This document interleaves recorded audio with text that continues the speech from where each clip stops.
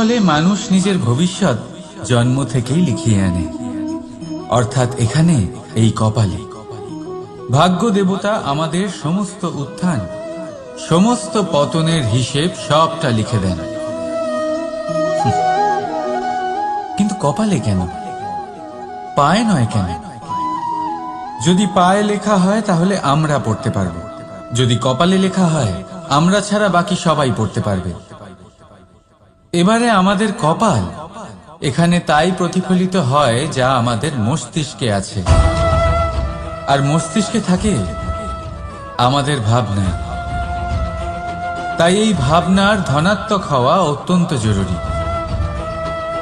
এতে বিকাশের জন্য স্থান রাখুন, এতে সবাইকে একসাথে নিয়ে চলার ভাবনা রাখুন, আর বিশ্বাস করুন আপনার মস্তিষ্কের এই ভাবনা সাফল্য রূপে আপনার কপালে অবশ্যই লিখিত হবে। কারণ আপনার ভাবনাই সত্য হয়ে আপনার জীবনে আসে। রাধা রাধা। মানুষ জন্ম নেয়, আর জন্ম নিলেই তার জীবনযাত্রা শুরু হয়ে যায়। তারপর সে পরিশ্রম করে, লড়াই করে, আর সে তার ফল অবশ্যই পায়। সেই নিজের জীবনযাত্রা নিজেই সাজায়। তার জীবনে ভয় ততক্ষণ প্রবেশ করে না যতক্ষণ না সে জীবনে কিছু অর্জন করে। একবার সে কিছু পেয়ে গেলে তারপরে সেটা হারিয়ে যাওয়ার ভয় মনের মধ্যে জন্ম নেয়। তারপর সে ভাগ্য, জ্যোতিষ, ভবিষ্যৎ এইসব দেখতে ব্যস্ত হয়ে পড়ে। আমি আপনাকে একটা প্রশ্ন করছি, আপনি যখন এই সংসারে এসেছিলেন কি নিয়ে এসেছিলেন যে আপনি হারাবেন? কিছুই না। আপনার বশে আপনার জীবনের সেই মুহূর্তই আছে যা আপনার হাতে আছে, অন্য কিছুই নয়। আপনার হাতে আছে আপনার কর্ম। যে জীবনে দুর্ভাগ্যে হতাশ হয় না, যে অসফলতার জন্য ভেঙে পড়ে না, সেই এই জীবনে বিজয়ী হয়। বলুন, যখন আপনার জীবনে কিছুই ছিল না কি করেছিলেন? পরিশ্রম করেছিলেন, লড়াই করেছিলেন, আর সেই সব কিছু পেয়েছেন যা পেতে চেয়েছিলেন। তাহলে আজ সব পাওয়ার পর ভয় কিসের? সেই সব জিনিস কি আপনাকে পরিশ্রম করার থেকে আটকায়? না। সেই জন্য নিজের হাতের রেখায় কখনো নিজের পথ খুঁজবেন না। কারণ এই সংসারে যাদের হাতই নেই তারাও নিশ্চিতভাবে তাদের নিজের পথ নিজেই বানিয়ে নেয়। তাহলে আপনার কি নিয়ে চিন্তা? রাধা রাধা। আসুন এই ছোট্ট গাছটা দেখুন। এই গাছ আমার কাছে অত্যন্ত প্রিয়। আমি এই গাছটাকে ভীষণ ভালোবাসি। এবার ভাবুন, এই ভালোবাসায় আমি ওকে দিনে যদি 6 বার জল দিই তাহলে কি ওর বিকাশ ঠিক করে হবে? এটা কি ওর জন্য ভালো হবে? কখনোই নয়। এর শিকড় পচে যাবে, এর শিকড়ের জল গ্রহণ করার ক্ষমতা শেষ হয়ে যাবে। তাহলে কি করা দরকার? দরকার হলো একে সঠিক মাত্রায় জল দেওয়া। দরকার হলো সঠিক সময় অন্তর তাকে জল দেওয়া। দরকার হলো একে সূর্যের তাপও সহ্য করতে হবে। দরকার হলো প্রতিটা কাজ যেন পরিমাণ মতো হয়। এবারে এই ভুল বেশিরভাগ মাতা পিতাই করে ফেলেন। নিজের সন্তানকে এতটাই ভালোবেসে ফেলেন আর তাতে সন্তানের প্রতিটা ইচ্ছে পূরণ করেন। তারা প্রত্যেকটা জিনিস তাদের দেন, প্রতিবার তাই করেন। আর এইভাবে সন্তানের বিকাশে নিজেই বাধা হয়ে ওঠেন। এরকম করবেন না। এই যাত্রা আপনার সন্তানের। এই যাত্রায় আপনার সন্তানকে অনেক কিছু শিখতে হবে। নিজের ক্ষমতায় কাজ করতে হবে তাদের। করতে দিন। একটা অত্যন্ত গুরুত্বপূর্ণ কথা বলবো আপনাদের, তা আপনারা মনে রাখবেন। প্রেম আর শত্রুতা অধিক হয় তাহলে তা ক্ষতিকর। প্রতিটা বিষয় সমতা বজায় রাখুন। আর আমার সাথে ভালোবেসে বলুন, রাধা রাধা। নদী হোক বা সাগর হোক, নৌকা আমাদের এটা পার করতে সাহায্য করে। এই নৌকা কখনো কখনো ডুবেও যায়। এবারে এখানেই লুকিয়ে রয়েছে একটা শিক্ষা। অটল জলে এই নৌকা থাকে, তবুও ডুবে যায় না। এটা তখন ডুবে যায় যখন সেই জল নৌকায় প্রবেশ করতে থাকে। যখন জলের স্তর আস্তে আস্তে নৌকায় বেড়ে যায়, তখন নৌকা ডুবে যায়। এবার এটা আমাদের সাথেও হয়। বাইরের সমস্ত সমস্যা, সমস্ত বিপদ, সমস্ত সংকট, সমস্ত দুঃখ, এই সব আমাদের ততক্ষণ ভাঙতে পারে না যতক্ষণ না আমরা এদের আমাদের অন্তরে প্রবেশ করতে দিই। একবার এরা প্রবেশ করে গেলে আমরা ভেঙে গুড়িয়ে যাব, ডুবে যাব। এই মনে আগেই প্রেম আর বিশ্বাস ভরে ফেলুন। জীবনে যত বড় বিপদই আসুক না কেন, আপনাকে কখনো ভাঙতে পারবে না। রাধা রাধা। বৃক্ষের বীজ একটা সর্ষের দানার থেকেও ছোট হয়, কিন্তু যখন এটা বড় হয় তখন একটা বট গাছের মতো বৃহৎ আর মহান হয়ে ওঠে। গঙ্গা নদী, এর প্রারম্ভ হয় একটা ছোট্ট আর সরু স্রোত দিয়ে। তারপর সেটা বড় ধারায় বদলে যায়, তারপর সেটা নদীতে বদলে যায়, আর তারপর মহানদীতে পরিবর্তিত হয়। আপনি কি বুঝতে পারছেন যা আমি আপনাকে বোঝানোর চেষ্টা করে চলেছি? আমি আপনাকে বোঝাতে চাইছি যে প্রারম্ভ করার জন্য মহান হওয়ার কোনো প্রয়োজন নেই, কিন্তু হ্যাঁ, মহান হওয়ার জন্য প্রারম্ভ করা অত্যন্ত প্রয়োজনীয়। তাই শুরু করুন। আপনার ক্ষুদ্র এই প্রারম্ভ আপনার জন্য বৃহৎ হয়ে উঠতে পারে। শুরু করেই দেখুন না, আপনার গন্তব্য আপনার জন্য অপেক্ষা করে আছে। রাধা রাধা। উপহার, উপহার কারোর জন্য বস্তু হতে পারে, তো কারোর জন্য অনুভূতি। কিন্তু এই উপহার সকলের ভালো লাগে। এবার যদি জিজ্ঞেস করা হয় যে উপহার কিরকম হওয়া উচিত, তাহলে কেউ বলবে যে উপহার এমন হওয়া উচিত যার সাথে আমরা সোনা রূপোর তুলনা করতে পারি। কেউ বলবে এমন উপহার হওয়া উচিত যা পেলে কারোর মন খুশি হয়ে ওঠে, সে আনন্দ উপভোগ করে। ব্যক্তি উপহার যা দিচ্ছে তা নির্ভর করছে তার আর্থিক অবস্থার উপরে। কিন্তু উপহার যাই হোক না কেন, তাতে একটা অনুভূতির অভাব কখনোই থাকা উচিত নয়, আর সেই অনুভূতি হল ভালোবাসার অনুভূতি। তাই মনে রাখবেন, ভালোবাসার থেকে বড় উপহার আর কিছুই নেই। আর যদি ভালোবাসার এই উপহার আপনি লাভ করেন, তার থেকে বড় আর কোনো সম্মান নেই। রাধা রাধা। দুঃখ এমন এক অনুভূতি যেটা আমরা চাই বা না চাই, আমাদের জীবনে এটা অবশ্যই আসবে। আমাদের মনকে বিব্রত করে তুলবে, আমাদের মনকে বিচলিত করে তুলবে। কখনো ভেবে দেখেছেন এই দুঃখ আমাদের জীবনে কেন আসে, কিভাবে আসে?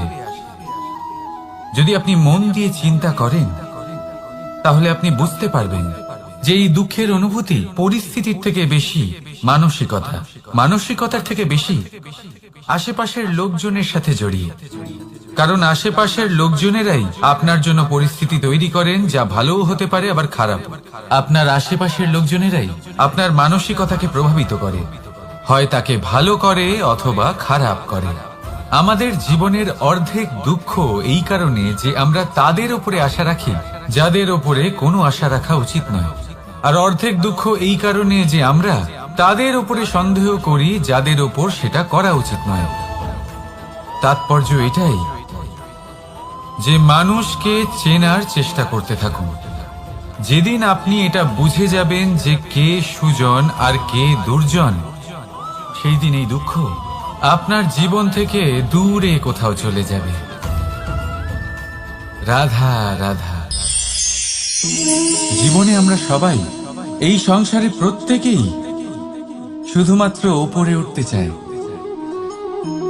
এমন কেউ নেই যে নিচে পড়তে চায়। কিন্তু আপনাকে যদি সত্যের সাথে পরিচয় করাই, তাহলে নিচে পড়া অত্যন্ত আবশ্যক। যখন আপনি নিচে পড়েন তখন সর্বপ্রথম আপনার মনে পড়ে ওপরে যখন ছিলেন সেই স্থান, সেই সময় এবং তার গুরুত্ব কি ছিল। তার থেকেও বড় শিক্ষা, আপনার যখন পতন ঘটে তখন আপনি বুঝতে পারেন আপনার আপন কে আর আপনার পর কে, কে আপনার শুভাকাঙ্ক্ষী। এটা আপনাকে জীবনের খুব বড় এক শিক্ষা দিয়ে যায়। রাধা রাধা। এই সংসারকে আপনি কেমন করে জানবেন, কেমন করে বুঝবেন? এবার আপনার উত্তর বড়ই সহজ হবে, সংসারকে নিজে চোখে দেখে। এটা অবশ্যই উচিত। এবারে দেখুন না, আমরা নিজে চোখে এই সংসারকে দেখি, একে চিনি, তারপরে আমরা বুঝতে পারি। কিন্তু আমরা এটা খেয়াল করতে পারি না যে সমস্ত সংসারকে দেখছে যে চোখ, তা কতটা ছোট হয়, তাই না? একা একজোড়া চোখ আমাদের সমস্ত সংসারকে দেখায়। তাহলে ভেবে দেখুন আপনার কাছে আর কি কি আছে। দুটি চোখ আছে, দুটি কান আছে, বলার ক্ষমতা আছে যা দিয়ে আপনি শব্দ নির্মাণ করতে পারেন, শব্দ যা দিয়ে আপনি ব্রহ্ম বানাতে পারেন। দুই হাত আছে, যদি সে চায়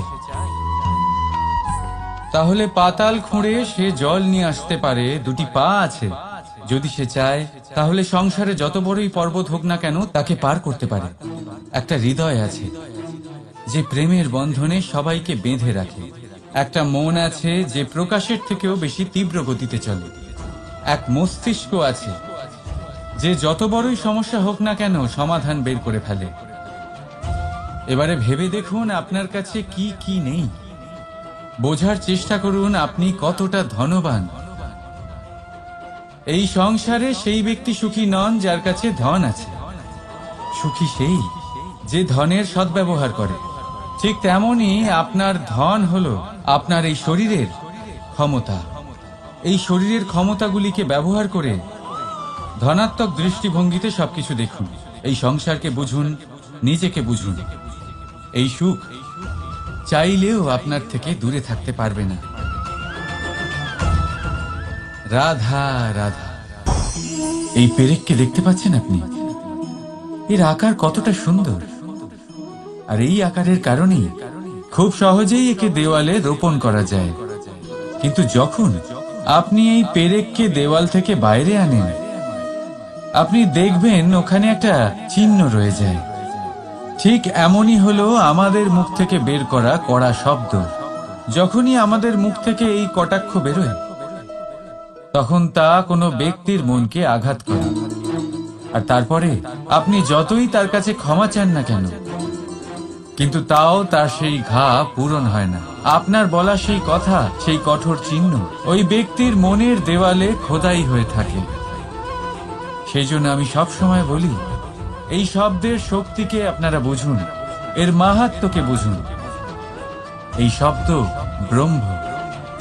কারণ যেভাবে আপনাকে এই শব্দ বিজয়ী করে তোলে, সেইভাবেই এই শব্দ আপনার ব্যাকুলতার কারণে, আপনার বাচন ভঙ্গির কারণে, আপনার অতি উৎসাহের কারণে আপনাকে বিপরীত প্রহারও করতে পারে, যতই আপনার মন সুন্দর ও মধুর হোক না কেন। রাধা রাধা। সম্পর্ক, এই সম্পর্ক বন্ধুত্বের হোক বা ভালোবাসার, এর আধার হলো হৃদয়। এবার এই হৃদয়ের কথা বাইরে বের করার জন্য আমাদের দরকার পড়ে শব্দের। এবার আমরা এই ভুল অনেকবার করে ফেলি। এই শব্দ মিষ্টি হোক বা হোক কর্কশ, সেই ভিত্তিতেই আমরা সম্পর্ক পরিমাপ করি। এটাকেই সম্পর্ক ভেবে নিই আমরা, আর এটাই আমাদের সব থেকে বড় ভুল। তাই মনে রাখবেন, এই সম্পর্ক শুধুমাত্র হৃদয় দিয়ে গড়ে তোলা যায়। যেটা শব্দ দিয়ে গড়া যায় সেটা সম্পর্ক নয়। আর তাতে আক্রোশ শুধুমাত্র শব্দের মধ্যে থাকা উচিত, হৃদয় নয়। তাই শব্দ দিয়ে নয়, হৃদয় দিয়ে অন্তর থেকে ভালোবাসুন আর তাকে গড়ে তুলুন। আর আমার সাথে বলুন, রাধা রাধা।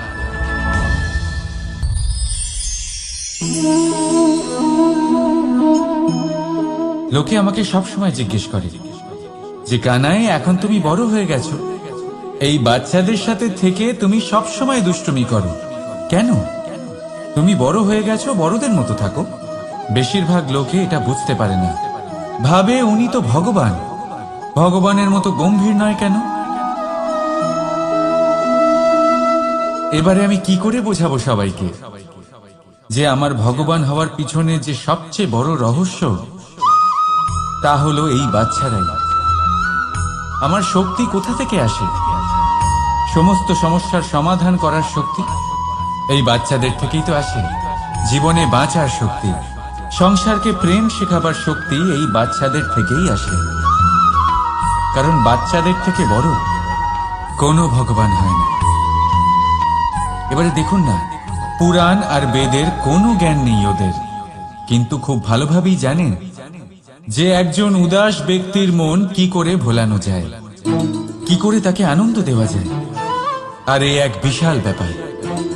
কোনো ন্যায়, কোনো নীতির জ্ঞান নেই ওদের, কোনো ভেদাভেদ করতে জানে না। কিন্তু এটা অবশ্যই জানে একজন একা অজানা ব্যক্তিকে নিজের দলের সদস্য কি করে বানাতে হয়, কি করে তাকে আপন করতে হয়। আর এ এক বড় ব্যাপার। এই বাচ্চাদের থেকে অনেক কিছু শেখার আছে। তাই আপনারাও নিজেদের জীবনে গম্ভীর হওয়ার চেষ্টা কখনোই করবেন না। আর যদি করেন তাহলে এই সংসার খুবই নিরস লাগবে আপনার। আপনিও বাচ্চাদের মতো নিষ্পাপ থাকুন আর নিজেকে আনন্দে রাখুন। লাভ আর ক্ষতির ঊর্ধ্বে গিয়ে সম্পর্ককে দেখুন। জ্ঞান অর্জন করার পরিবর্তে ভালোবেসে সম্পর্ক পালন করুন। আপনি নিজেই বুঝে যাবেন যে এই সংসার কতটা সুন্দর। রাধা রাধা। কিছুদিন আগে আমরা কথা বলেছিলাম যে আমাদেরকে নিজেদের বিবেকের সাহায্যে সুজন আর দুর্জনকে চিনতে শিখতে হবে। কিন্তু কিভাবে চিনব? কি গুণ থাকে তাদের? সুজন কি সে যে আস্তিক হয়, যে ঈশ্বরকে বিশ্বাস করেন, যে তাকে ভয় পান? নাকি দুর্জন সে যে ঈশ্বরকে বিশ্বাস করেন না, তাকে ভয় পান না, শুধুমাত্র নিজের কাজ করে যান? আপনাকে বলে দিই, এই সুজন না তো আস্তিক হয় আর না তো নাস্তিক, তারা বাস্তবিক হয়। তাহলে আসুন আর বাস্তবিকতাকে চিনুন আর জীবনে শুধুমাত্র আনন্দ লাভ করুন। আর আমার সাথে ভালোবেসে বলুন রাধা রাধা। উৎসব, পুজো, পার্বণ আমাদের জীবনে উল্লাস ভরে দেয়। এবার দীপাবলির উৎসব এসেছে। আপনি কখনো ভেবেছেন যে এইসব উৎসব যেমন গুরু পূর্ণিমা, দোল, রাখি বন্ধন এইসব পূর্ণিমার দিনে অনুষ্ঠিত হয়, যখন চাঁদ আকাশে পুরোপুরি ভাবে দেখা যায়। কিন্তু দীপাবলির এই শুভ উৎসব অনুষ্ঠিত হয় অমাবস্যার দিবসে। অমাবস্যা যাকে আমরা অশুভ বলে মনে করি। কখনো ভেবে দেখেছেন কেন শ্রীরাম অমাবস্যার এই দিন বেঁচেছিলেন অযোধ্যায় ফেরার জন্য? একদিন পরে বা একদিন আগেও তো আসতে পারতেন উনি, কারণ উনি এই সংসারকে একটা বার্তা পৌঁছে দিতে চেয়েছিলেন যে মুহূর্ত নয়, কর্মই আসল। যদি আপনার কর্ম বড় হয়, শুভ হয়, তাহলে অমাবস্যার এই রাতকেও প্রদীপের সাহায্যে আলোকিত করা যেতে পারে। তাই সময় বিচার করা না করা আপনার সিদ্ধান্ত মাত্র, কিন্তু নিজের কর্মের বিচার করা আমার উপদেশ। রাধা রাধা।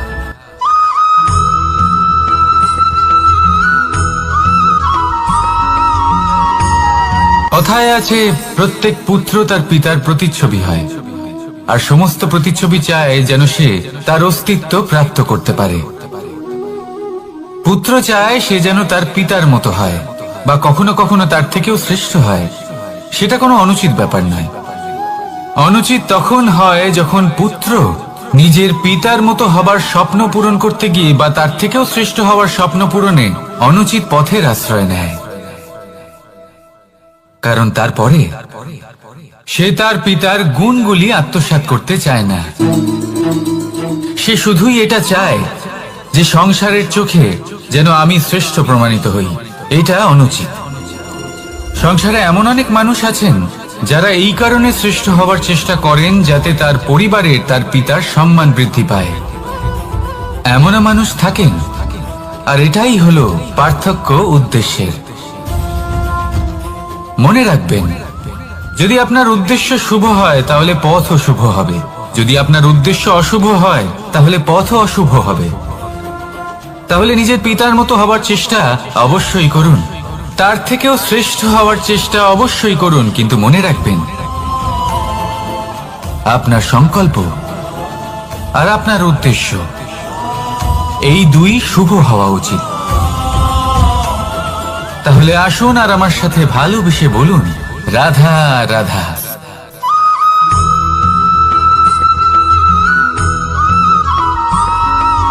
বসন্ত ঋতু, এই সময় মন আনন্দে ভরে থাকে। এমন মনে হয় যেন আমরা আকাশে বিচরণ করতে চলে যাই, কিন্তু সেটা তো সম্ভব নয়। সেই জন্য হয়তো আমরা ঘুড়ি ওড়াই, এই ঘুড়িকে নিজেদের প্রতিরূপ মনে করে। এবার অনেক মানুষ আছেন যারা ঘুড়ি ওড়ান, কিন্তু এই কর্মের সারমর্ম কি সেটা কজন বুঝতে পারেন? আপনি এটা মনে করুন যে আপনি হলেন সেই ঘুড়ি, আর এই সুতো যিনি ধরে রয়েছেন তিনি হলেন পরমাত্মা। আর এই সুতো যেখান থেকে শুরু হয় সেই লাটাই হলো আমাদের কর্মচক্র। এবার আপনি নিজেই অনুমান করুন যে এই উড়ান কার ওপর নির্ভরশীল? পরমাত্মার ওপর আর আপনার কর্মের ওপর। যদি পরমাত্মা আপনার হাত ধরে থাকেন, আপনার সাথে থাকেন, যদি আপনি শুভ কর্ম করতে থাকেন, আপনি এই আকাশে উড়তে থাকবেন। কিন্তু কোথাও কোথাও যদি পরমাত্মার সাথে এই বন্ধন ছিন্ন হয়, আপনার কর্মচক্র খারাপ হয়ে যায় বা থেমে যায়, তাহলে আপনার এই ঘুড়ি কেটে যাবে আর দূরে কোনো গাছের ডালে গিয়ে আটকে যাবে। তাই শুধুমাত্র ঘুড়ি ওড়াবেন না, তার থেকে শিখুন, পরমাত্মার সাহচর্যে থাকুন, সবসময় শুভ কর্ম করতে থাকুন আর সবসময় এই আকাশে উড়তে থাকুন। আসুন আর আমার সাথে ভালোবেসে বলুন, রাধা।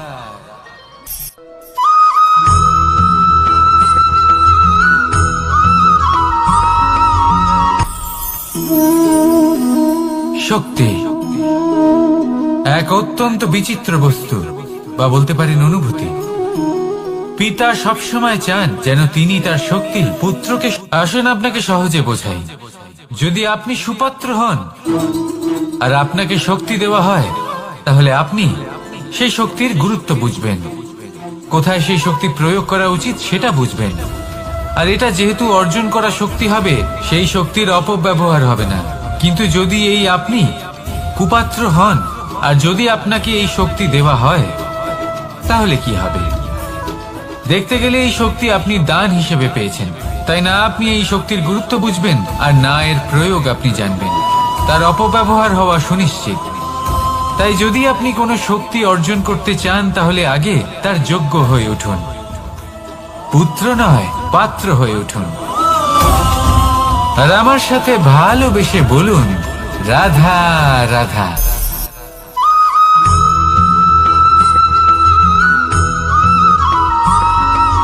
প্রত্যেক মানুষ নিজের জীবনে হীরক তথা হিরে এবং দর্পণ এই দুই দেখেছেন। এই দুই হলো সাদা এবং এরা দুজনেই আলোর প্রতিফলন ঘটায় এবং এরা দুজনেই উজ্জ্বল হয়ে ওঠে। আপনি হয়তো মনে মনে ভাবছেন যে এটা কি ধরনের তুলনা করছি। একটা হিরে তো রত্ন, তার মূল্য দর্পণের থেকে অনেক গুণ বেশি। কিন্তু হিরে থাকাতে দর্পণের মূল্য কিন্তু কোনো অংশে কমে যায় না, তাই না? মানুষ যখন হিরে নিজের হাতে নেয় তখন সবার আগে কি খোঁজে? দর্পণ, যাতে তার মধ্যে দিয়ে দেখে সে বুঝতে পারে যে সেই হিরে আদৌ তার শোভা বর্ধন করছে কিনা, তাকে ভালো দেখাচ্ছে কিনা, প্রসাধনের জন্য সেটা ব্যবহার করা ঠিক হবে কিনা। অর্থাৎ হীরের উপস্থিতিতে দর্পণের গুরুত্ব কম হলো না, দর্পণের কারণে হীরের মূল্য বোঝা গেল। আমাদের জীবনেও ঠিক এরকমই ঘটে। আপনারা যদি সংসারে নিজের আশেপাশে দেখেন, এমন অনেক মানুষ দেখতে পাবেন যারা নিজেদের ক্ষেত্রে মহান স্থানে পৌঁছেছেন, নিপুণ, তাহলে নিজেকে ছোট মনে করবেন না। আসুন আর আমার সাথে ভালোবেসে বলুন, রাধা রাধা।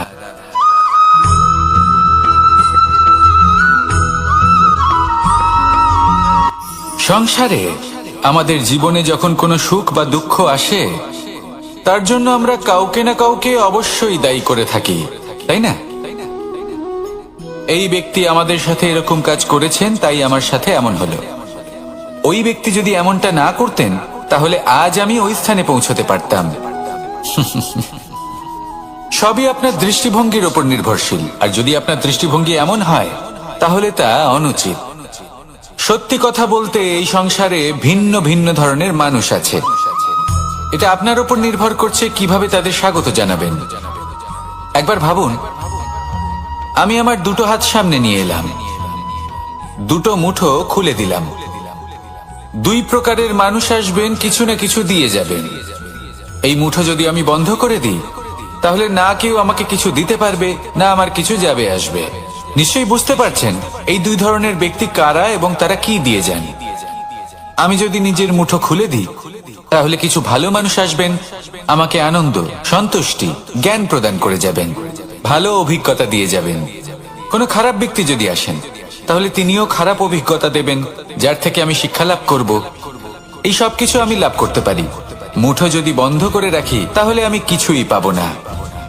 দেখুন, এই সংসারে প্রত্যেকের জীবনে এরকম, প্রত্যেকের জীবনে সবকিছুই আছে, ভালো খারাপ দুই মানুষই আছে, ভালো অভিজ্ঞতা আছে, খারাপ অভিজ্ঞতা আছে। নির্ভর করছে আপনার উপর যে আপনি কি করবেন, এনাদের স্বাগত কিভাবে জানাবেন, কার থেকে কি বুঝবেন, কি শিখতে পারবেন, আর কোন দৃষ্টিভঙ্গি নিয়ে অগ্রসর হবেন।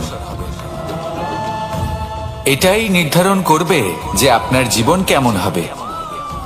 আসুন আমার সাথে ভালোবেসে বলুন, রাধা রাধা।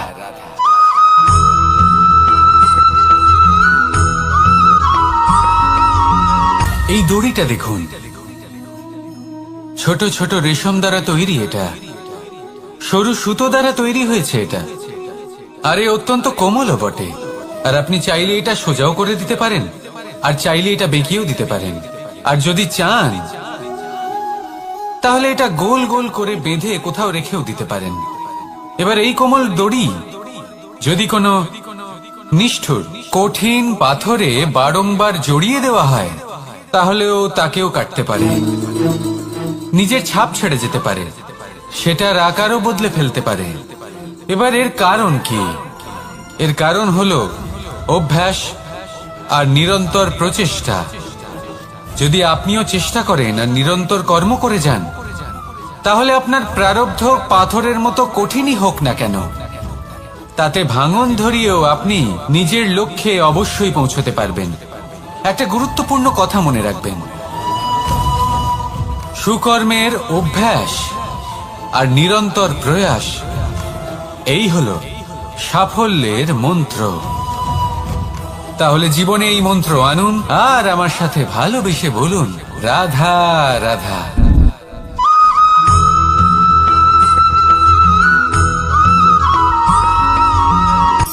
শক্তি, শক্তি অর্জন করা এতটা কঠিন নয় যতটা শক্তি লাভ করার পরে সেই শক্তি সামলানো কঠিন হয়। কারণ যেই মানুষ শক্তি লাভ করে, তার মনে গর্ববোধ জন্মায়, জন্মায় অহংকার, জন্মায় জেদ। তাই শক্তি প্রাপ্ত করার সাথে বিনম্র থাকাও অত্যন্ত আবশ্যক। আর এটা আমাদের শেখা উচিত বৃক্ষের থেকে।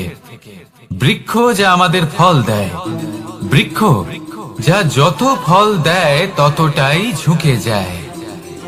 আমরা পাথর মারি ওই বৃক্ষের থেকে ফল প্রাপ্ত করার জন্য। সেই পাথরের মার সহ্য করেও বৃক্ষ আমাদের ফল দেয়। কোনো গর্ববোধ নেই, কোনো অহংকার বোধ নেই, আর সেই জন্য এই বৃক্ষের পুজো করা হয়। এটাই হলো মাহাত্ম্য শক্তির সাথে বিনম্রতা। যদি এই শক্তির সৃজন করে থাকে, সাহায্য করে থাকে, সম্বল হয়ে থাকে, তবেই সেই শক্তি উপযুক্ত। আর নয়তো সেই শক্তি একদিন আপনাকে আসক্ত অবশ্যই করবে। তাহলে শক্তি অবশ্যই অর্জন করুন, কিন্তু তার সাথে সেই শক্তি সামলানোর মতো বিবেকও আপনাকে অবশ্যই জাগ্রত করতে হবে। তাহলে আসুন আমার সাথে ভালোবেসে বলুন রাধা রাধা।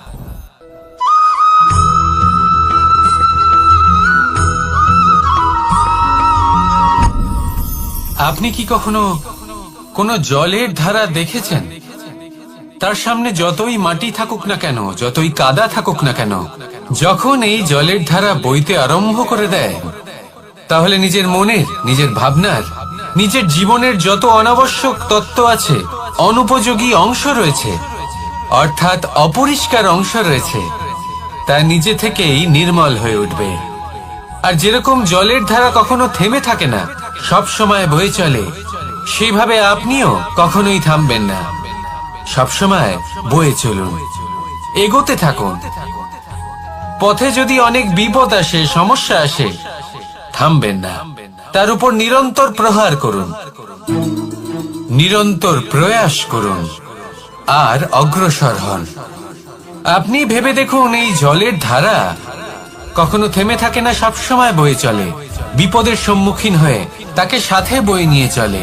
সেই জন্য জলের ধারা, প্রবাহমান এই ধারা, এর থেকে কখনো দুর্গন্ধ আসে না, এতে কখনো ময়লা জমতে পারে না, বরং পালিত হয় সুন্দর প্রাণবন্ত জীবজন্তু, যেমন সুন্দর ছোট মাছ।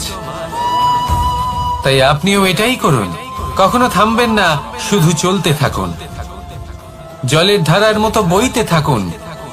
আপনি আপনার লক্ষ্য অবশ্যই খুঁজে পাবেন, আর তার সাথে নিজের অন্তরের যে মালিন্য রয়েছে তা আপনি নিজেই নিজের থেকে দূরে করে দেবেন। তাহলে আসুন আর আমার সাথে ভালোবেসে বলুন রাধা রাধা।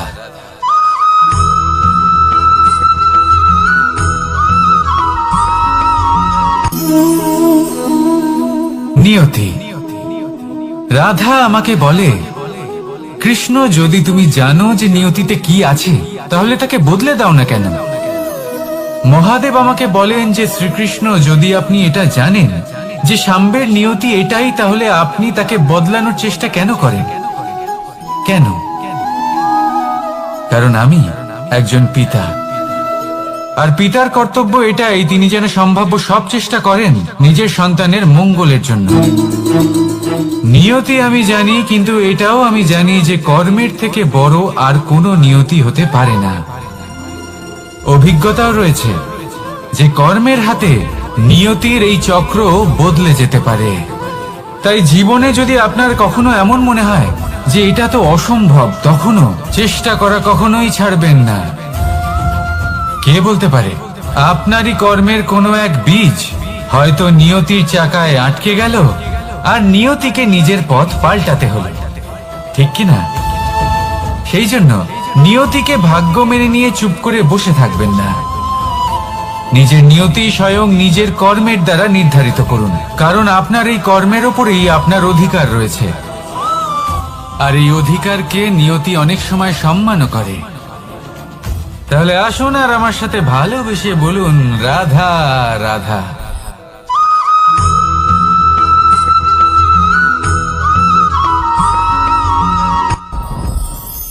সাথী। সাথী এই শব্দটির ব্যাখ্যা কে কিভাবে করে? মিত্র, সখা, বন্ধু, কিন্তু অর্থ একটাই, তিনি যিনি আপনার সঙ্গী হন আর তিনি যার সাথী আপনি হন।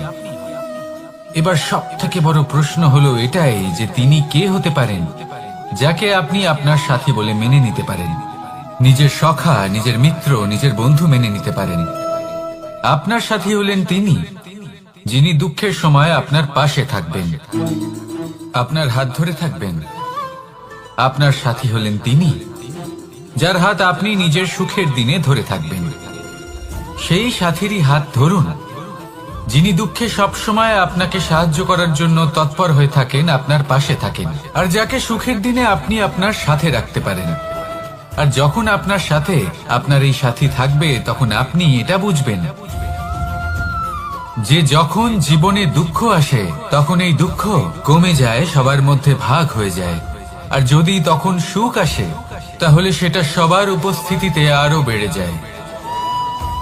এটাই হলো প্রেম, এটাই হলো ভালোবাসা, এটাই হলো সঙ্গ, যেমন সম্পর্ক আমার আর রাধার মাঝে।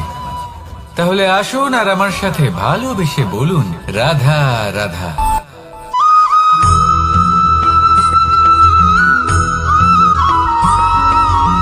পঞ্চতত্ত্বের মধ্যে দ্বিতীয় তত্ত্ব হল ধরণী, ভূমি, যাকে আমরা ধরণী মাতা বলি। এই ধরণী ধৈর্য ধারণ করে, আর এর উপরেই আমাদের সমগ্র সংসার নির্ভরশীল। কারণ এই ভূমি সহ্য ক্ষমতা রাখে, এর সহ্য ক্ষমতা হলো অপরিসীম। সন্তান যতই আঘাত প্রদান করুক না কেন, প্রেম পূর্বক সহ্য করে, আর তার বদলে অমূল্য রত্ন প্রদান করে। সন্তান যদি হাল চালায়, তাহলে তার বদলে তাকে অন্ন প্রদান করে। এটাই হলো ধরণী। এবার এর থেকে আমরা কি শিক্ষা পেতে পারি? এটাই যে কারোর জন্য কিছু করা বা কাউকে কিছু দেওয়া মনে কোনো কামনা ছাড়াই। আর এই কথাটা বুঝে যান, যদি কারোর জন্য কামনা না রেখে বা কোনো পাওয়ার আশা না রেখে কারোর জন্য কিছু করেন বা কারোকে কিছু দেন, যদি এটা আপনি শিখতে পারেন, তবে আপনি ভালোবাসতে শিখে গেছেন। আর সেই জন্যই এই ধরিত্রীকে মাতা বলা হয়। কারণ মাতা শুধু উনি নন যিনি গর্ভে সন্তানকে ধারণ করেন, মাতা তো উনিও যিনি জীবন বাঁচতে শেখান, যিনি জীবন বাঁচার উদাহরণ প্রদান করেন। তাহলে ধরণীর থেকে এই নিঃস্বার্থ ভাব শিখুন, নিঃস্বার্থ ভালোবাসা শিখুন, আর এই ভালোবাসার সাথেই বলুন, রাধা রাধা।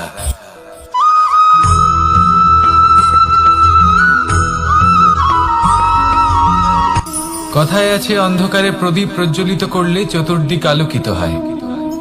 কিন্তু যদি এই প্রদীপ আমি সূর্যের আলোর সম্মুখে সকালবেলায় প্রজ্বলিত করে রেখে দিই, তাহলে কি হবে? আপনি বলবেন যে এটা করে তো কোনো লাভই হলো না। সূর্যের প্রকাশের সামনে এই প্রদীপ আসলে কিছুই নয়। এবার এই চিন্তা ভাবনা প্রত্যেক দিন করতে হবে, আর একটা অমূল্য শিক্ষা পেতে হবে। মনে করুন যে আপনি মহাপুরুষের সামনে বসে আছেন, কোনো মহাজ্ঞানীর সামনে। তাহলে সেই ব্যক্তির সামনে নিজের জ্ঞানের প্রদীপ প্রজ্বলিত করবেন না, নীরব থাকুন, আর সেই ব্যক্তির সূর্যের প্রকাশের মতো জ্ঞান প্রাপ্ত করুন। যতটা পারবেন জ্ঞান লাভ করুন। যদি এমন কোনো সময়, এমন কোনো স্থানে আপনি আছেন যেখানে চতুর্দিক অন্ধকার, কারোর কাছেই জ্ঞান নেই, সেখানে নিজের জ্ঞানের প্রদীপ প্রজ্বলিত করুন। এমন করলে দুদিক থেকেই আপনার লাভ হবে। আপনার জ্ঞান প্রাপ্তিও হবে, আর জ্ঞানের সঠিক প্রয়োগও করতে পারবেন। আর এই মন প্রসন্ন হয়ে বলবে, রাধা রাধা।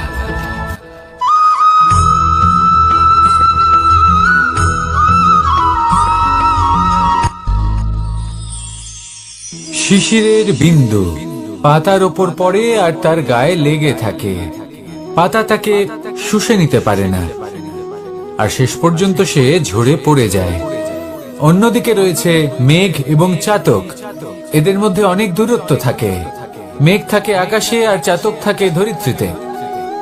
কিন্তু যখন এই মেঘ থেকে বৃষ্টি ঝরে পড়ে, এই চাতক কিন্তু সেই জলই পান করে, নয়তো সে তৃষ্ণার্ত থেকে যায়।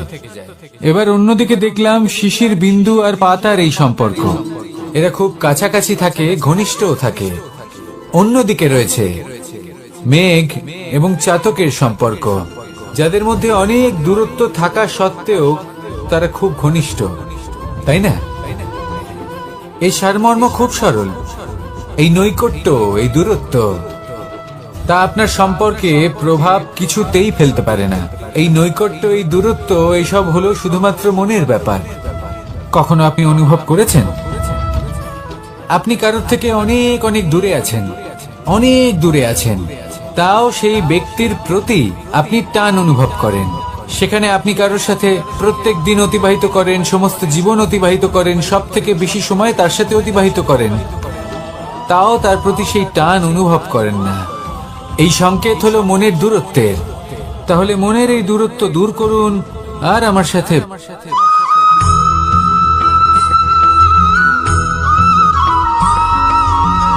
এই সংসারে কোনো বস্তু হোক বা ব্যক্তি হোক, তার একার গুরুত্ব কিন্তু খুব বেশি নয়।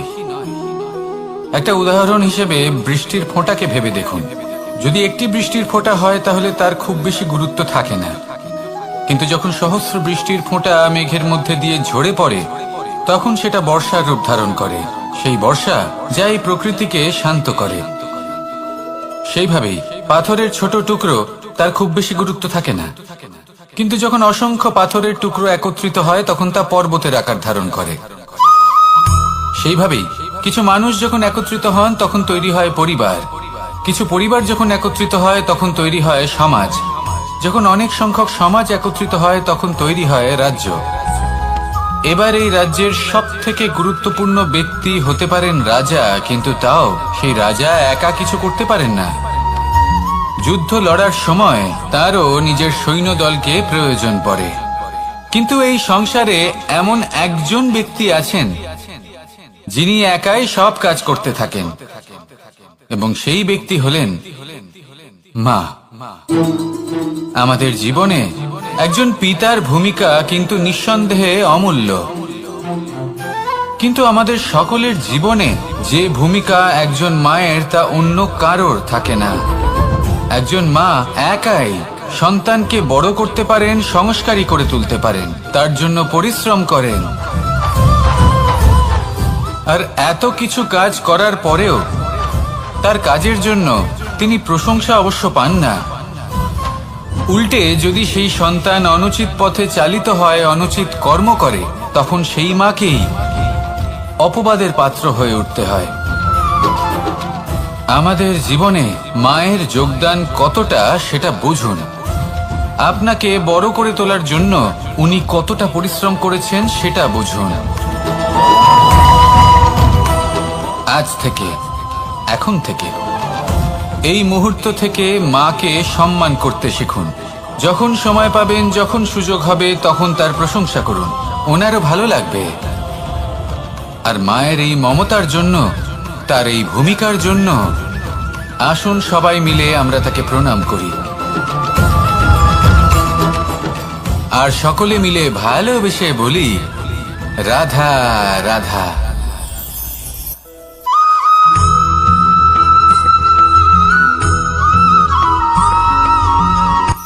এই সংসারে সাফল্য লাভ করার জন্য জ্ঞানের প্রয়োজন হয়, পরিশ্রমের প্রয়োজন হয়, দৃঢ় নিষ্ঠার প্রয়োজন হয়, নিরন্তর চেষ্টা করা প্রয়োজনীয়। কিন্তু আরো কিছু আছে যা অত্যন্ত প্রয়োজনীয় এবং গুরুত্বপূর্ণ। তা হলো ভালো বন্ধু। তাদের থাকা অত্যন্ত প্রয়োজনীয়। যদি ভালো বন্ধু থাকে তাহলে সময় এলে তারা ঢাল হয়ে আপনাকে সুরক্ষা করবেন। সময় এলে অস্ত্রের মতো শত্রুকে সংহারও করবেন। যদি তিনি জ্ঞানী হন, তাদের মধ্যে সদ্গুণ থাকে, তাহলে এই সব গুণ আপনার মধ্যেও প্রবেশ করবে। তাহলে সাফল্যের জন্য ভালো বন্ধু পাওয়া অত্যন্ত প্রয়োজনীয়। কিন্তু শুধু বন্ধু কেন, ভালো শত্রুও থাকা প্রয়োজনীয়। এবার আপনি ভাববেন, আমি কি বললাম? যদি আপনার জীবনেও ভালো অর্থাৎ শক্তিশালী শত্রু থাকে, তাহলে আপনিও শক্তিশালী হতে থাকবেন।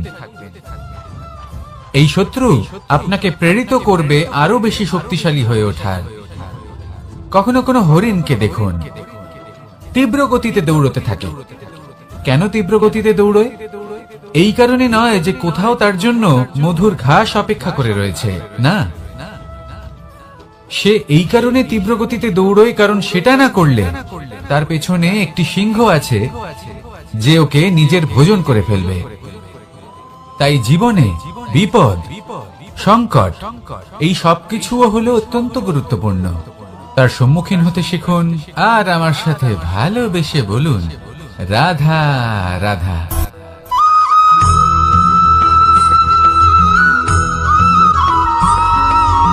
মানুষ জন্মগ্রহণ করে, তার সাথে ভয়েরও জন্ম হয়। ছোটবেলা থেকেই আমাদের মনে কোনো না কোনো প্রকারের ভয় থেকেই যায়। কেউ এই বিষয়ে ভয় পায় যে তার কোনো বস্তু তার থেকে দূরে চলে যাবে, কেউ এই বিষয়ে ভয় পায় যে আমি নিজেকে হারিয়ে ফেলব, কেউ এই ভেবে ভয় পায় যে আমার প্রিয়জনেরা তারা যেন আমার থেকে দূরে না চলে যায়, কেউ এই ভেবে ভয় পায় যে আমরা যেন পথ না হারিয়ে ফেলি, আদি ইত্যাদি। কিন্তু সত্যি কথা বলতে ভেবে দেখুন, এই ভয় বাস্তবে কি? শুধুই একটা মনস্থিতি, আর কিছুই নয়। যা কিছু আপনি জীবনে পেয়েছেন তা একদিন আপনাকে হারাতে হবে। এই জীবন হলো আপনারই, কিন্তু তাও একদিন সমাপ্ত হবে। তাই ভয় পেয়ে কি লাভ? এই ভয় শুধু আপনাকে জীবন যাপন করা থেকে বাধা দিচ্ছে, আর কিচ্ছু নয়। পথ হারিয়ে ফেললেই বুঝতে পারবেন যে নতুন পথ কিভাবে বানাতে হয়। কিছু মানুষকে জীবন থেকে হারালে তবেই আপনি বুঝবেন যে আপনার আপনজনকে। এই ভয়ের কারণে ভীত হয়ে থাকবেন না। এই তারা নক্ষত্র অন্ধকারের অভাবে গুরুত্ব হারায়। শিবকেও মহাদেব হবার জন্য বিষপান করতে হয়েছিল। প্রত্যেক পরিস্থিতি, প্রত্যেক সাফল্য আপনার পরীক্ষা নেবে, তাতে উত্তীর্ণ হওয়া হলো আপনার কর্ম। যখনই আপনি ভয় পাবেন বা সংকটের সম্মুখীন হবেন, তখন সাহসের সাথে তার সম্মুখীন হন। মনে রাখবেন, যে সম্মুখীন হতে জানে সাফল্য তার সাথে সবসময় থাকে। আসুন আর আমার সাথে ভালোবেসে বলুন, রাধা রাধা।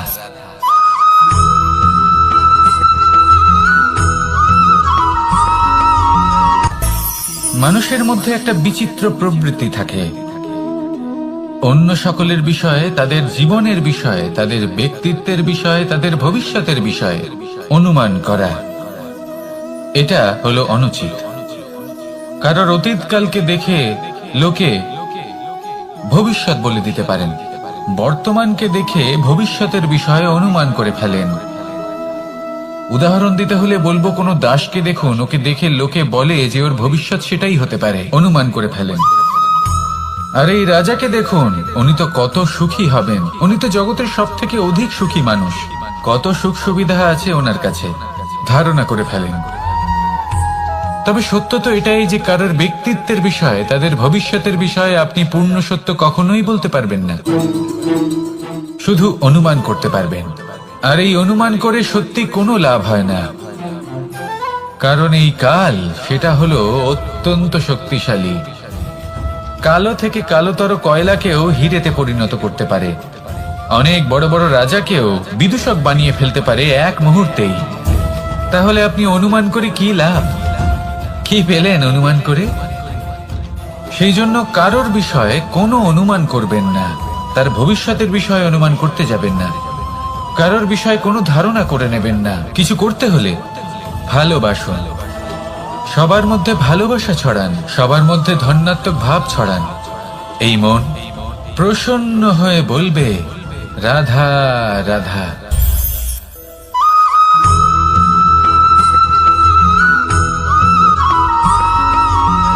এই সংসারে সব থেকে বেশি কোমল বস্তু হলো রেশম। এই রেশম এতটাই কোমল হয় যে এর পুরো একটা থান শুধুমাত্র একটা হাতে ধরা সম্ভব। কখনো ভেবে দেখেছেন এই রেশম কিভাবে হয়? একটি কীট তার লালার দ্বারা উৎপন্ন হয়। এই কীট সেই রেশমকে পাক দিতে থাকে, পাক দিতেই থাকে, দিতেই থাকে, আর আস্তে আস্তে তার মধ্যেই জড়িয়ে পড়ে। শেষে ওর এই সুন্দর অমূল্য সৃষ্টি রেশমের এই সুতো, তার নির্মাণ কার্য পূর্ণ হয়, কিন্তু তাতেই ও নিজে বন্দী হয়ে যায়। নিজেরই মায়াজালের এই বন্দী গৃহে নিজেই ফেঁসে যায়। এবার এই সুতোকে ব্যবহারযোগ্য করে তোলার জন্য এই কীটগুলিকে এই কবচের সাথেই ফুটন্ত জলে ফেলে দেওয়া হয়। এই সংসারে যদি আমাদের স্বপ্ন এই সংসারের দুঃখ হরণ করার জন্য, এই সংসারে সুখ বিতরণ করার জন্য হয়, তবেই আমাদের প্রগতি সম্ভব। যদি আমাদের এই স্বপ্ন শুধুই আমাদের এবং আমাদের স্বার্থ সিদ্ধির জন্য হয়, তাহলে এই স্বপ্ন আমাদের অন্ধ করে দেবে, আমাদের অন্ধকারের পথে নিয়ে যাবে, আর আমরাও সেই কীটের মতো হয়ে যাব। নিজেদেরই মায়াজালে আমরা নিজেই ফেঁসে যাব। আর শেষে আমরা যদি কিছু লাভ করি তা হবে একাকিত্ব, অন্ধকারময় মৃত্যু। তাই স্বপ্ন অবশ্যই দেখুন, কিন্তু এমন ভাবে স্বপ্ন দেখবেন না যে তার এই বন্দিগৃহে আপনি নিজেই ফেঁসে গেলেন। স্বপ্ন দেখুন পরোপকারে।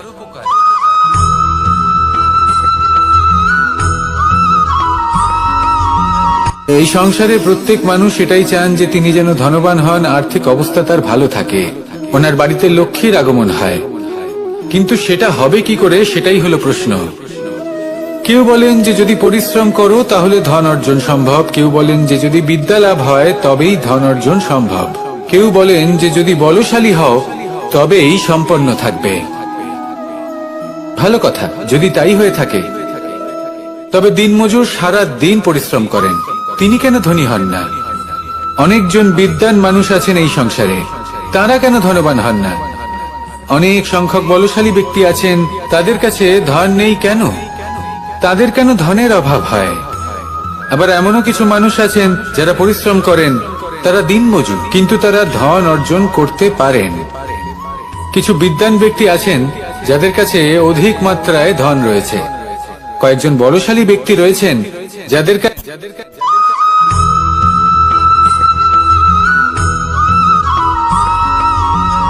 পিতা আর পুত্রের সম্পর্ক অত্যন্ত মধুর হয়ে থাকে।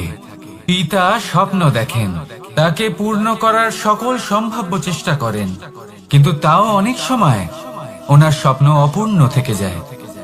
তখন পিতা ভাবেন যে স্বপ্ন উনি পূর্ণ করতে পারেননি, ওনার সন্তান তা অবশ্যই পূরণ করবে।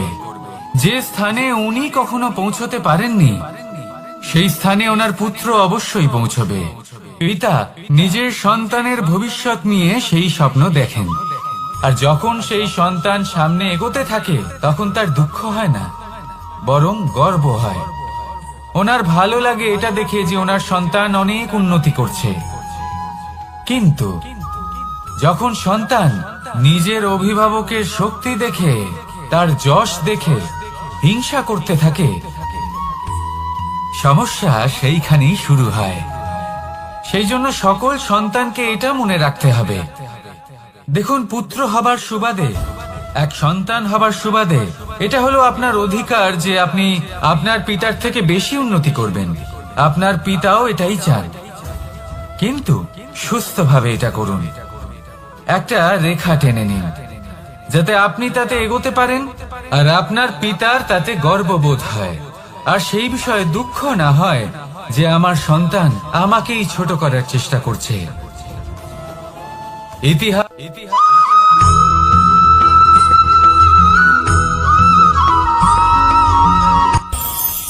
এই সংসারে আমরা প্রকাশ কোথা থেকে পাই? এর উত্তর বড়ই সরল।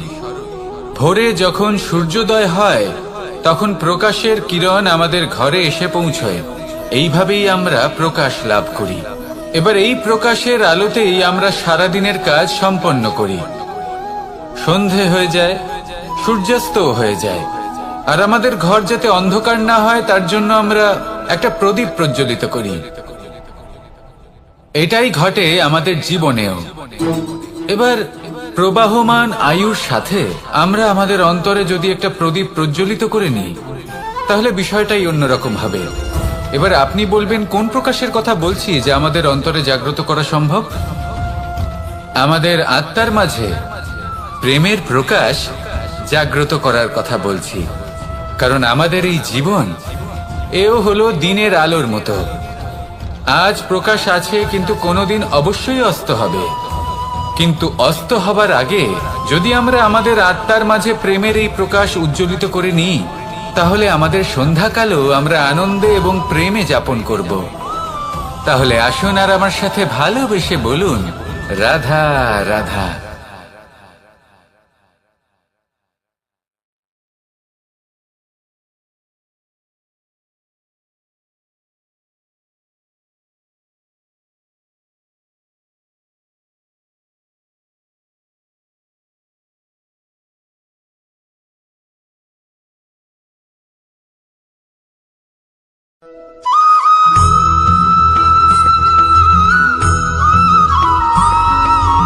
আমাদের শরীর প্রকৃতির সর্বশ্রেষ্ঠ রচনা। যে অঙ্গ প্রত্যঙ্গ আমরা লাভ করেছি প্রত্যেকটির মধ্যে একটি নিজস্ব বার্তা রয়েছে। একটু ভেবে দেখুন, দুটি চোখ দিয়েছে দেখার জন্য, দুটি কান দিয়েছে শোনার জন্য, নাসিকাও আছে দুটি, দুটি হাত দিয়েছে দ্বিগুণ পরিশ্রম করার জন্য। কিন্তু জীব শুধুমাত্র একটি। তার উপরেও তীক্ষ্ণ বলিষ্ঠ দাঁত দিয়েছে তার রক্ষার জন্য। কখনো ভেবে দেখেছেন কেন?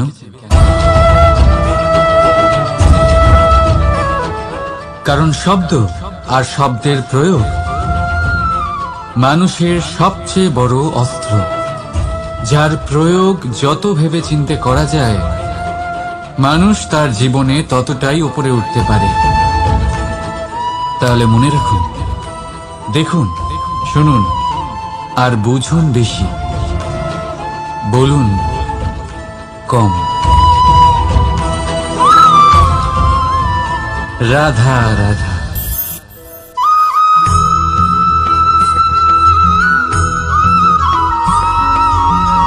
যখন আমরা কোনো বনে প্রবেশ করি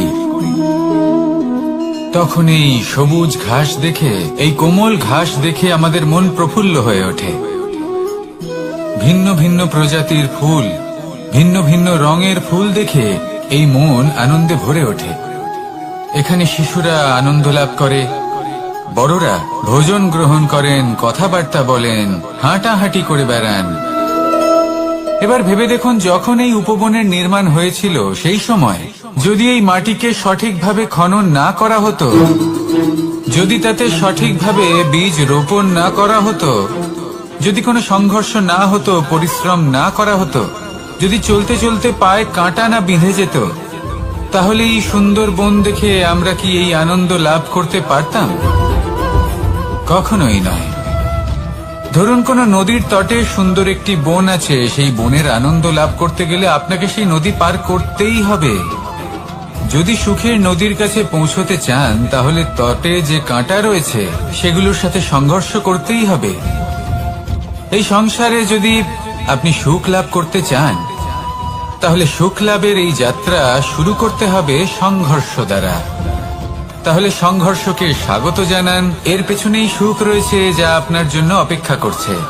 এবার হাসুন আর আমার সাথে ভালোবেসে বলুন রাধা।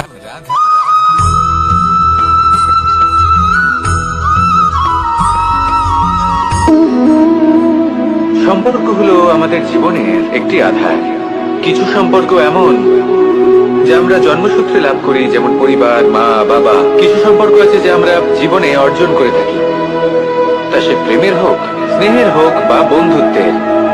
এই সকল সম্পর্ক লাভ করার বা গড়ে তোলার 5টি ধাপ রয়েছে। প্রথম ধাপ, কোনো ব্যক্তির সাথে আলাপ হওয়া, তার সাথে কথা বলা বা তাকে দেখা। দ্বিতীয় ধাপ, সে ব্যক্তিকে আমাদের ভালো লাগা। তৃতীয় ধাপ, আমাদের এটা চাইতে শুরু করা যে জীবনে এই ব্যক্তি যেন আমাদের বন্ধু হন, আমাদের জীবনে থাকেন, বা আমাদের কাউকে ভালোবেসে ফেলা আর এটা আমাদের ভাবা বা চাওয়া যে সেই ব্যক্তি যেন আজীবন আমার সাথে থাকেন, আমার জীবনে আমার সাথী হয়ে। চতুর্থ ধাপ, লাভ করা। এবার এই ধাপটি অনেক মানুষের পক্ষেই খুবই সরল হয়, বড়ই সরল ভাবে নিজেদের সঙ্গীকে লাভ করে থাকে। কিছু মানুষের জন্য এই ধাপ অত্যন্ত কঠিন হয়ে থাকে। অনেক প্রতিকূল পরিস্থিতির উপর জয়লাভ করে তারা সঙ্গীকে লাভ করেন, কিন্তু লাভ অবশ্যই করেন। এরপরে আসে পঞ্চম, অন্তিম এবং সব থেকে গুরুত্বপূর্ণ ধাপ। সেটা হলো সেই সম্পর্ক পালন করা। এটা হলো এমন এক বিষয় যা প্রত্যেক মানুষের শেখা উচিত। যদি ব্যক্তি নিজের জীবনে সম্পর্ক রক্ষা করতে শিখে যান তবে প্রত্যেক সম্পর্ক তার জীবনকে স্বর্গ করে তুলবে। আসুন আর আমার সাথে ভালোবেসে বলুন রাধা রাধা।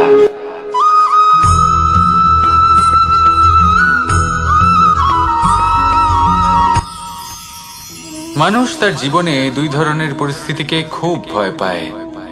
এক, কোনো কারণবশত কারোর সামনে নত হওয়া।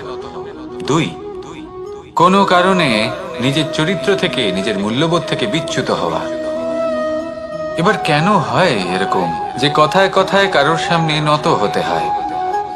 কেন বারংবার নিজের চরিত্র থেকে চ্যুত হতে হয়? এরকম কেন হয়?